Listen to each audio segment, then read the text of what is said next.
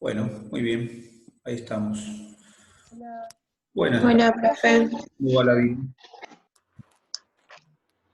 Muy bien. Hola, profe. Buenas tardes. Buenas tardes para todos. Tardes buenas. Bueno.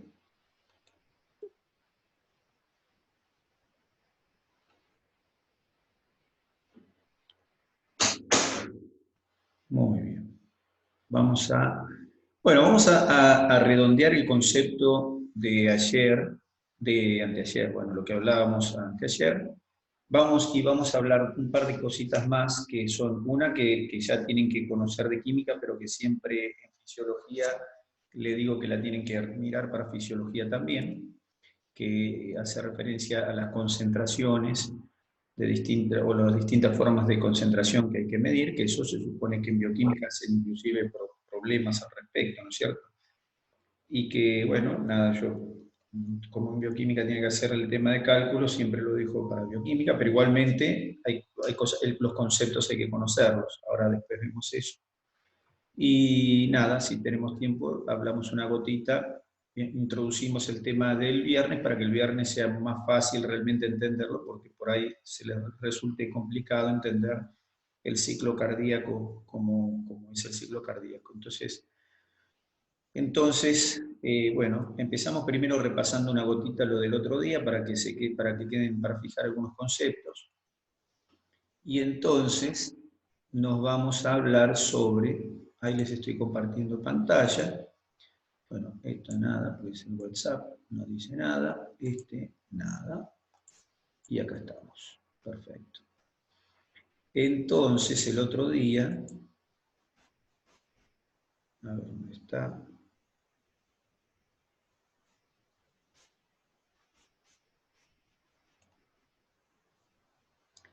Lo que les quería mostrar. A ver si lo encuentro. Si lo encuentro, fenómeno.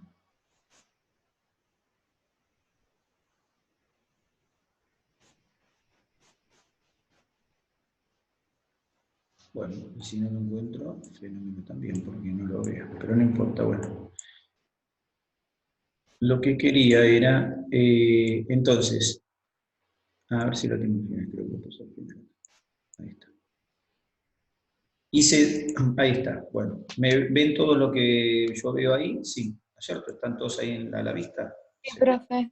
Sí, profe. Muy bien. Entonces lo que hice acá, durante la tarde, ya que como no tengo nada que hacer, me puse a hacer esto. Bueno, les cuento qué hice. Hice todo un reconto de lo que hablamos el otro día. Entonces, esto es contracción, relajación de músculo liso. De músculo, perdón, cardíaco. El músculo cardíaco, que es muy similar a contracción, relajación de músculo esquelético. Son similares. Bueno, ¿en qué se diferencian? Nosotros el otro día habíamos dicho, una de las diferencias consiste en que en lugar de donde viene el calcio, que ahora vamos a ver de dónde viene el calcio, ¿cierto? Una de las diferencias que existe.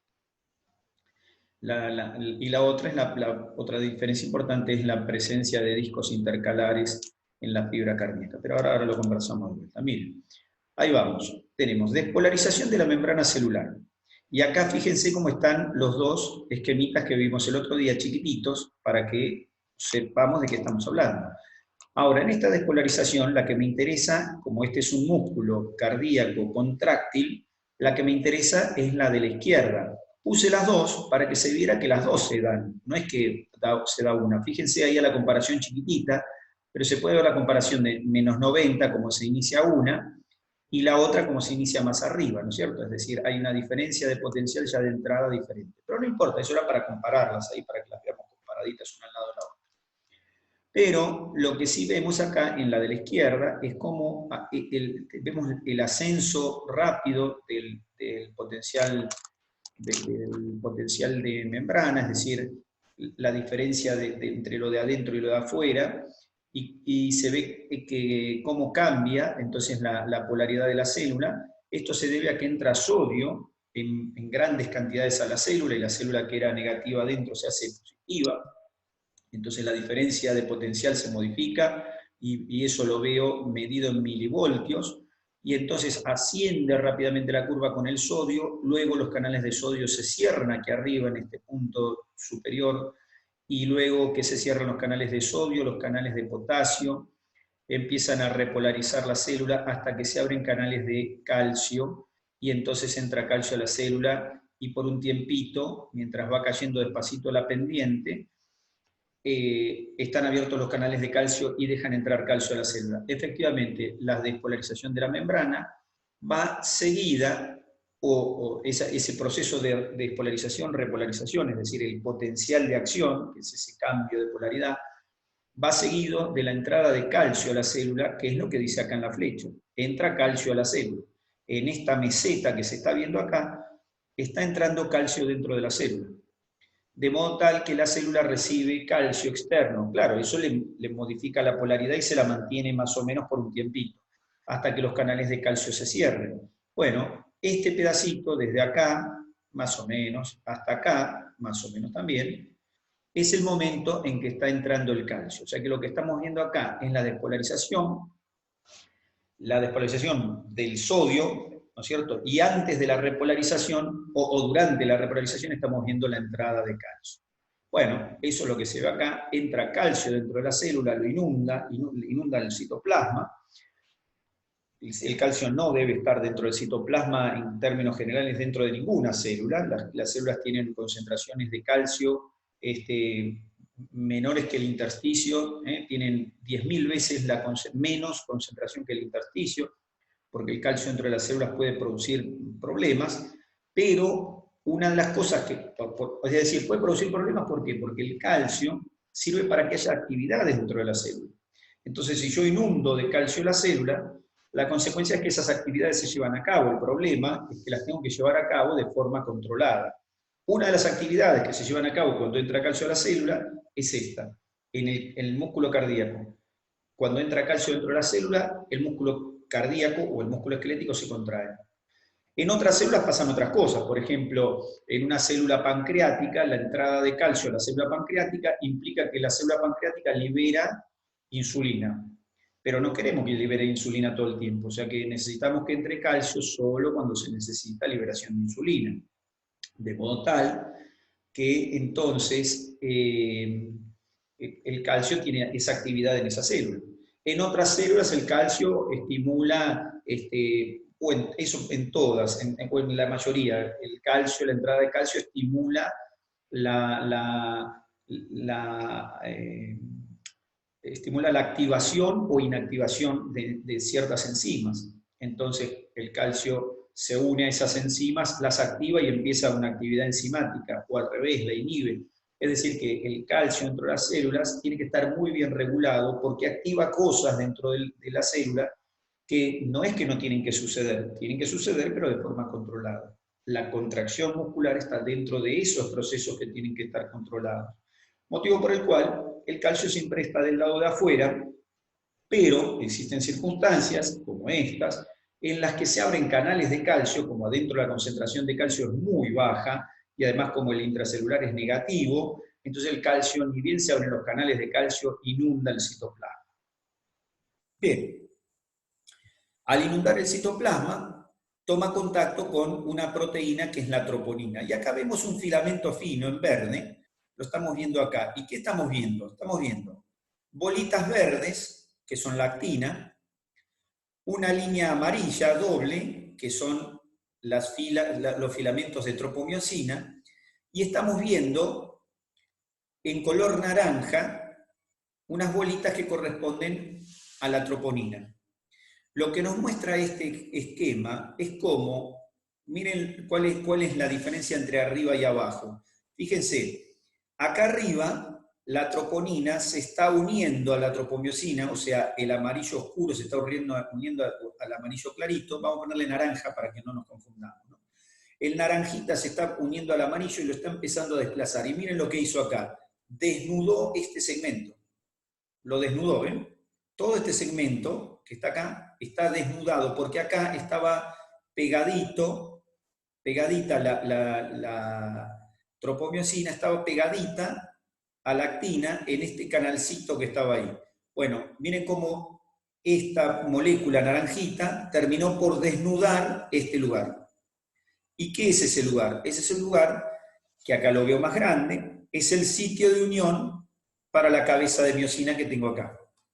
Entonces, el calcio se une a la troponina, la troponina se acopla a la tropomiosina, como se ve acá, desplaza la tropomiosina, ¿sí? Ese acoplamiento desplaza a la tropomiosina del sitio que presenta la actina para la, perdón, que sí digo bien, que presenta la actina para la miosina.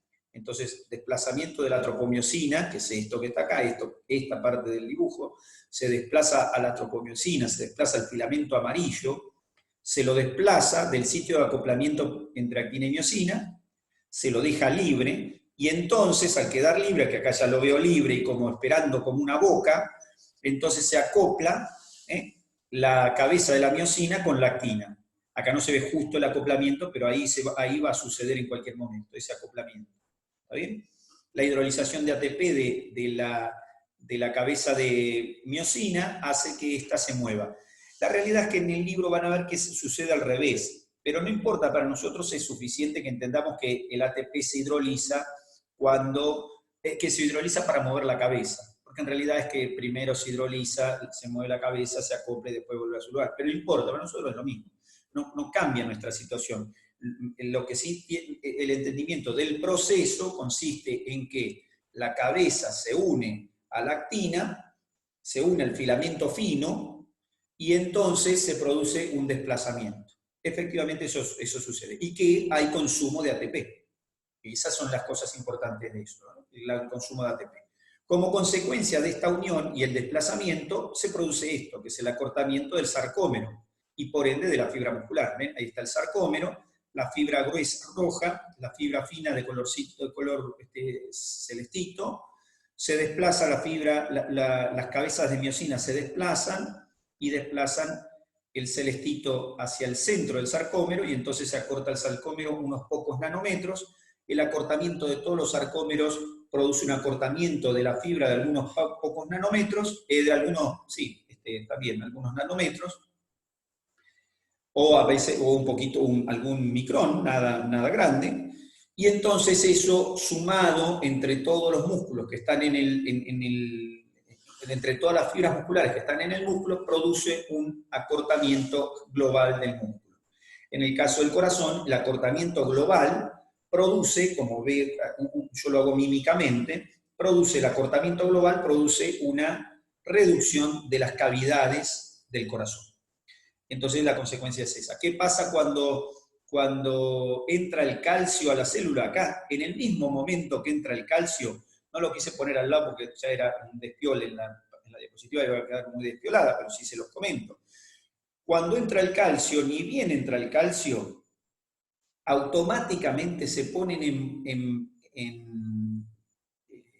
marcha esto que está acá, el bombeo de calcio hacia el retículo sarcoplásmico. En esta diapositiva, en este pedacito de la diapositiva, lo que se ve es la membrana plegadita, la membrana plasmática plegada, y un saco, que es el retículo sarcoplásmico. Al lado y abajo, chiquitito, un sarcomerito. Bueno, nada, para que lo veamos ahí el sarcomerito. Pero el calcio, que está pintadito con puntitos, se ve el calcio y se ve en rojo las bombas que toman el calcio del citoplasma y lo meten dentro del retículo sarcoplásmico. ¿Por qué se necesitan bombas? Cuando digo bomba, siempre hablo de proteína de membrana y siempre hablo de consumo energético. Siempre hablamos de consumo de ATP. ¿Por qué se necesita ATP? Porque se está llevando calcio de un lugar que tiene una concentración cada vez menor a uno que tiene una concentración cada vez mayor. Eso va contra las leyes de la difusión. Como va contra las leyes de difusión, entonces tengo que imprimir energía al sistema. ¿Para qué? Para que justamente haga algo contrario a lo que hay. Si yo quiero si yo quiero desplazar algo en contrario de lo que se está desplazando, tengo que imprimir energía a ese medio. Bueno, y eso sucede aquí. Se imprime energía al medio y por eso estas bombas acá abajo, las bombitas que están en la pared del retículo sarcoplásmico, toman el calcio del citoplasma y lo bombean hacia el retículo sarcoplásmico, que es lo mismo que decir endoplásmico. O sea que este proceso de bombeo en realidad viene a suceder ya desde acá, desde que entra el calcio, ya empieza a haber bombeo hacia el retículo sarcoplásmico. Las bombas están prendidas siempre y no necesitan, es decir, están siempre al acecho de tomar calcio del citoplasma y mandarlo hacia el retículo sarcoplásmico. Esas bombas en realidad son unas bombas de intercambio por sodio, pero para nosotros no importa porque lo que sí nos importa es el resultado final. ¿El resultado final cuál es? Que la cantidad de calcio que hay en el citoplasma se reduce significativamente. Y así volvemos de nuevo a la relajación muscular. O sea que este bombeo se da durante todo este circulito, durante todo el tiempo. Acá se nota bien, porque el músculo ya notamos que las cabezas de miosina se salen del sitio y no se pueden volver a poner porque ya está ocupado por la tropomiosina y la troponina está haciendo la plancha y no la corre.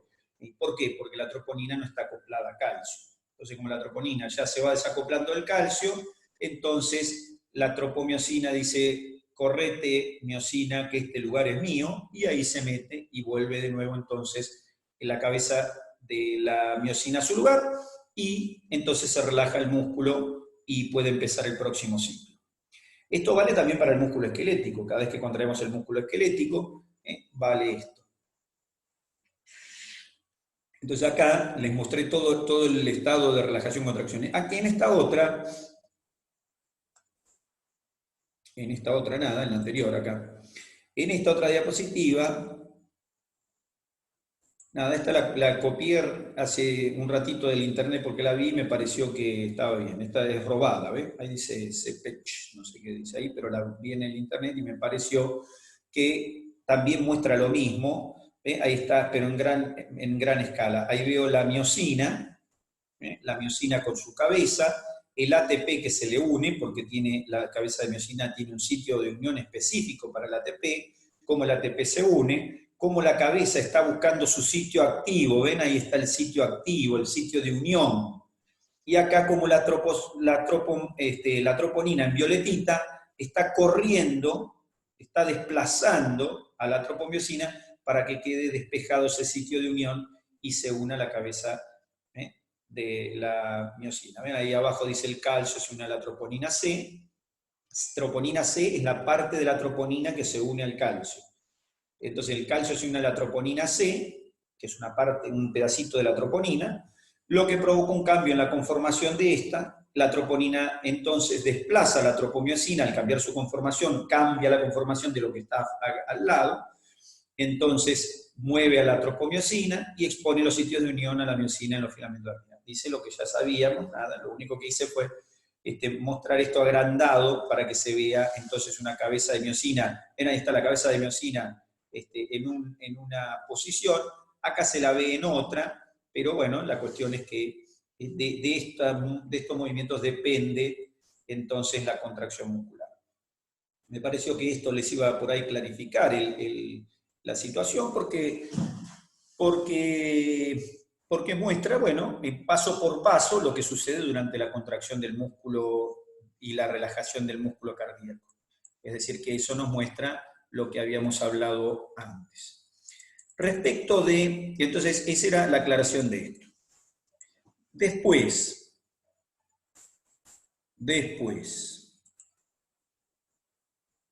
claro, ven, ya fuimos de esta imagen a las siguientes, que está bien, era lo que necesitábamos. Comprendimos esto, y ahora, entonces, tengo que ver una cuestión básica que se supone que más o menos tienen que ir dominando o teniendo en cuenta. Lo mismo,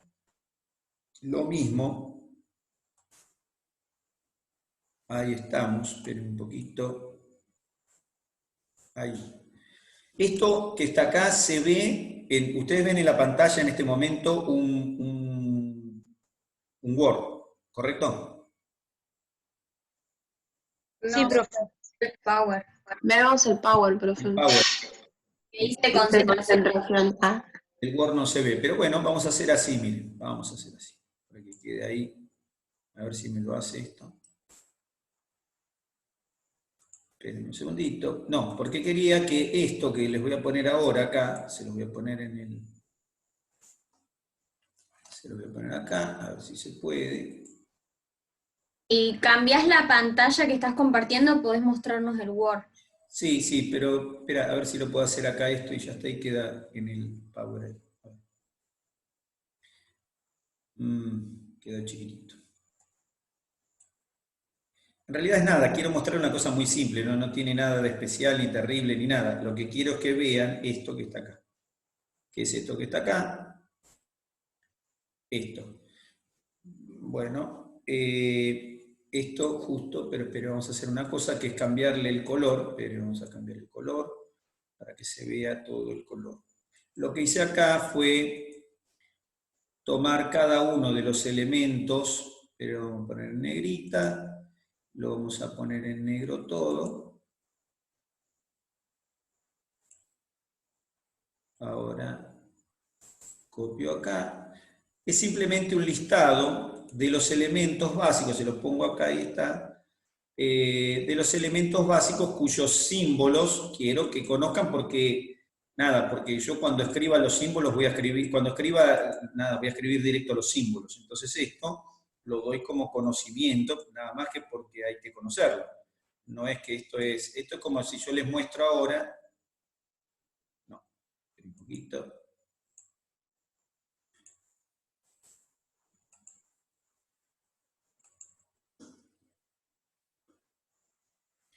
No hizo lo que yo quería, espérenme un segundo.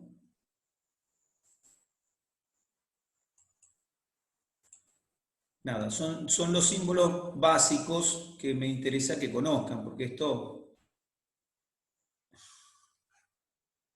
no quiere saber nada.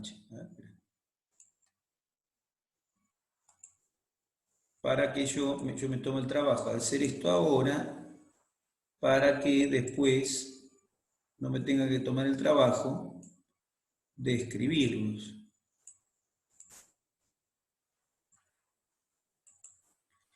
Ahí va. No lo quiere pasar, no sé por qué. A ver, una más, pruebo. Si lo quiere hacer o no hacer.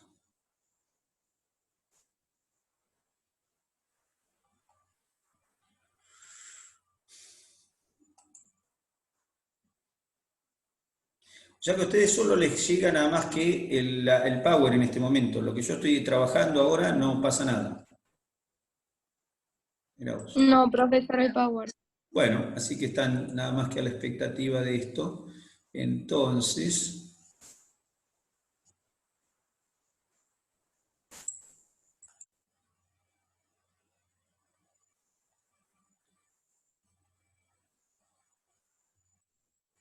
no sé por qué no lo quiere copiar como yo quiero, pero bueno, no importa.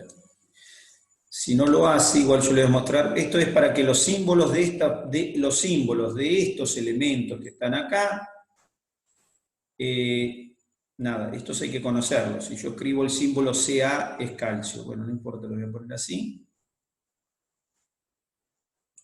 Y así les queda cuando lo vean. A ver ahí.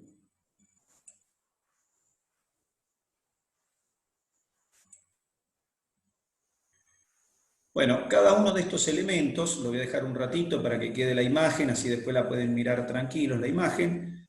Cada uno de estos elementos, ahí tienen el símbolo, y si no lo buscan, es decir, tienen la abreviatura o el símbolo, porque símbolos AG es plata, AL es aluminio, AS arsénico, oro. Estas son las cosas básicas que hay en nuestro organismo, y por eso, bueno, el neón no hace falta, el neón ahí lo puse, veo ahí el neón es el único que por ahí podemos sacar. Después lo demás potasio, yodo, mercurio. Yo escribo una I, automáticamente es yodo, y tengo que aclararlo, ¿se entiende? Como si me preguntaran, si yo escribo la letra I en mayúscula, y me preguntan qué es como si yo fuera a un tercer grado de la escuela, y el nene escriba en la letra A, y el nene le pregunta a la maestra qué es esto.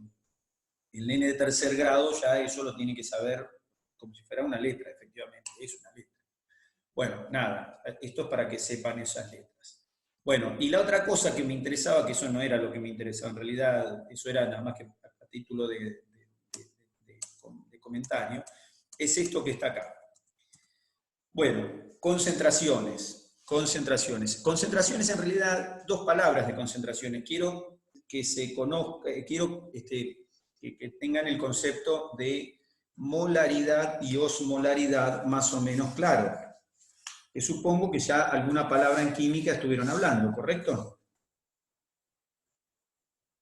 Sí. Perdón. Sí, lo lógico es que sí. Y lo más probable es que estuvieron haciendo ejercicios. Si yo pregunto un mol, ¿qué es un mol? ¿Qué es un mol? Un conjunto de moléculas, átomos, lo que... No.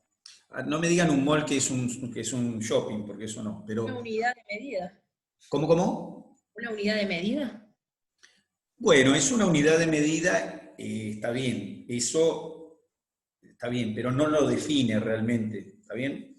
¿Qué es si yo definiera, por ejemplo, qué es un zapato, está bien, podría decir, es un elemento que se pone en un pie, es algo para poner en el pie, está bien, bueno, pero no me lo define bien eso. Es una medida, sí, ¿y qué representa un mol? Es la cantidad de una sustancia que tiene los átomos. Bueno, este concepto... ¿De la masa?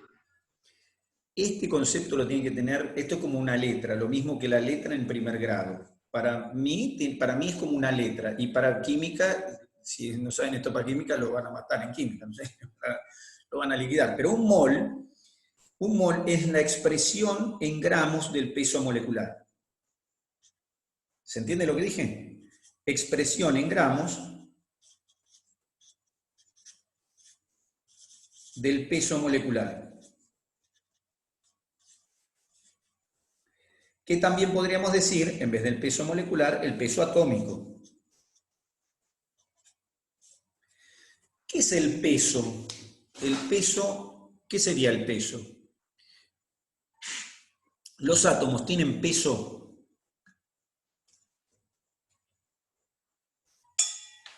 Sí. ¿Por qué tendrían peso los átomos? Sí, porque tienen mucha plata. Tienen peso y dólar. ¿Cómo? Ocupan un lugar en el espacio. Bueno, está bien, porque son materia y ocupan un lugar en el espacio, tienen un volumen y entonces tienen un peso. ¿Está bien? Perfecto, es una de las propiedades de la materia, el peso. ¿De acuerdo? Tienen peso, los átomos tienen peso. Pero, fíjense lo siguiente, el peso del átomo, ¿qué cosa, en una tabla periódica, qué es lo que determina el peso del átomo? ¿Dónde está determinado el peso del átomo? Abajo del símbolo. Abajo del... O sea, está como masa atómica. ¿Cómo? Que está como masa atómica. Como masa, está como masa. El peso no está anotado, está la unidad de masa. Porque el peso habitualmente no se expresa en el átomo, sino que se expresa la unidad de masa. Por ejemplo, el peso atómico del hidrógeno. El peso atómico del hidrógeno. ¿Cuál es el peso atómico del hidrógeno? Redondeado es 1. Redondeado es 1, efectivamente, es 1,0000087, termina en 87, no sé cuántos ceros tiene, si tiene 7, 8, no sé, no me acuerdo, pero no importa, tiene varios ceros y termina en 87, pero él podría haber terminado en 4437, no importa, porque se tiene que cortar el número. Pero es 1. ¿Y de dónde sale ese 1? Sale de la masa. Cuando uno dice en realidad el peso atómico, como átomo, el peso no tiene medida, se mide como UMA, ¿está bien? Unidad de masa, UMA, unidad de masa. Entonces, el peso atómico en realidad es una unidad de masa. Entonces, ¿cuánto pesa un átomo? Y no sé cómo lo peso. ¿Cómo hago para pesar un átomo? ¿Tengo pesadores de átomos? No, podría ser una escala, bueno, la hago, pero la hago en masa, no la hago en peso. ¿Está bien? Y se supone que el peso corresponde a la masa, pero se mide en UMA, en unidad de masa. O sea que ese peso, nada, se mide en unidad de masa. Pero cuando esa unidad de masa, ¿está bien? O peso molecular, o peso atómico, lo expreso en gramos, cuando ese peso atómico lo expreso en gramos, entonces ese peso expresado en gramos es un mol de esa sustancia. ¿Qué es esto? Hombre, ¿te habéis vuelto loco? Sí, me he vuelto loco. Bien. Pongo un mol de hidrógeno. Un mol de hidrógeno. ¿Cuánto pesa un mol de hidrógeno? 6,02 por 10 a la 23. Un mol de hidrógeno pesa... 1 gramo. Muy bien, efectivamente, 1 gramo. Pero la compañera que dijo ahí, dijo 6,02 por 10 a la 23. Esa es la cantidad de moléculas que contiene de eso. O cantidad de átomos o cantidad de algo. Ahí vamos. Si yo tengo un hidrógeno, y esto lo hago, no sé, vamos a hacerlo de esta manera. Si yo tengo un hidrógeno, así, tengo un hidrógeno, y lo represento a ese hidrógeno con un punto. Yo tengo un hidrógeno, lo capturé, ahí lo tienen, es ese punto, un hidrógeno. Eso tendría el tamaño de millones de hidrogenitos, pero vamos a ponerle un hidrógeno. Ahora, ese hidrógeno, uno solo, es un átomo de hidrógeno. ¿Cuánto pesa? 1 mol. Ese átomo no puede pesar, vamos a esto, ese átomo pesa, un mol no es eso, un mol. Un mol es 1 gramo de eso que está ahí. Pero eso no puede pesar nunca 1 gramo, ¿o sí? Si yo tomo un hidrogenito solo, ¿puede pesar 1 gramo? Lo pongo en una balanza. ¿Puede pesar 1 gramo un hidrógeno? No hay mucho que pensar, ¿eh? Ustedes imaginemos una balanza para pesar oro, ¿está bien? Que es muy precisa.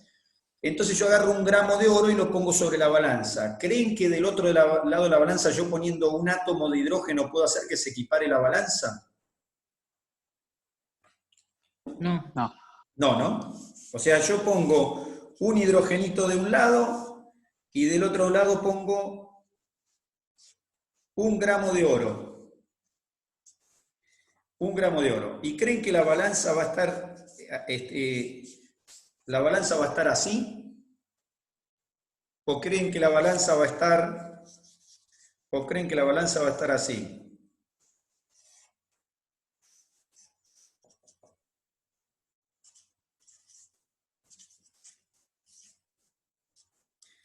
¿No es lo lógico que esté así la balanza?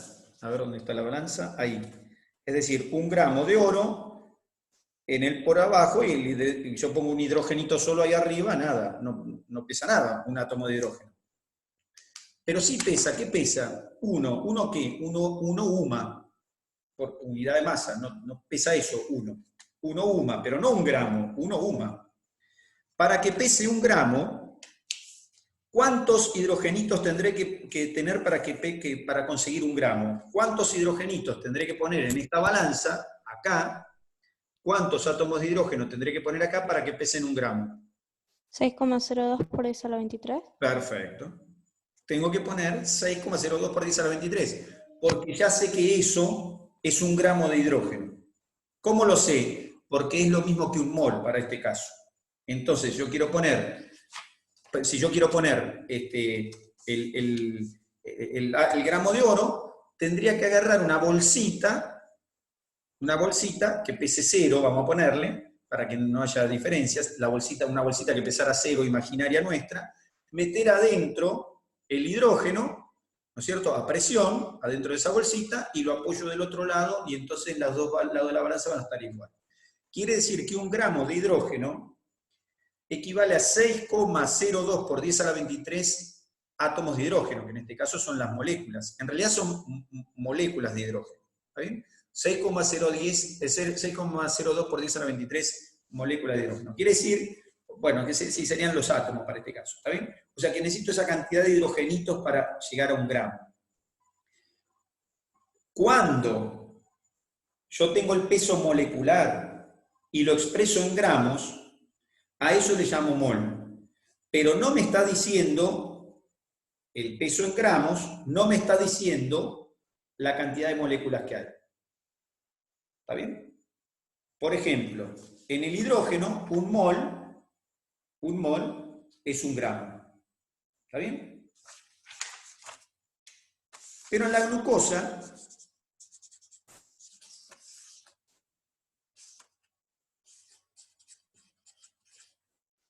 ¿cuánto pesa un mol de glucosa?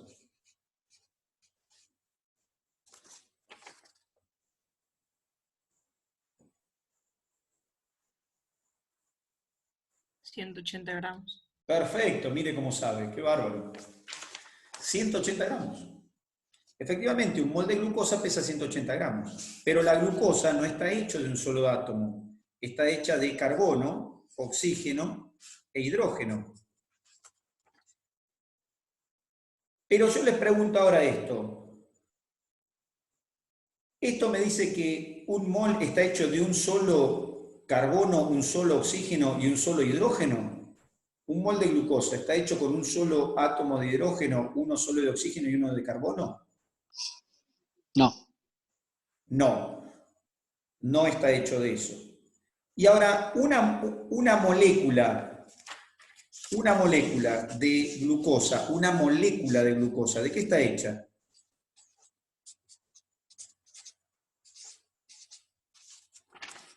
Una molécula de glucosa está hecha de esto.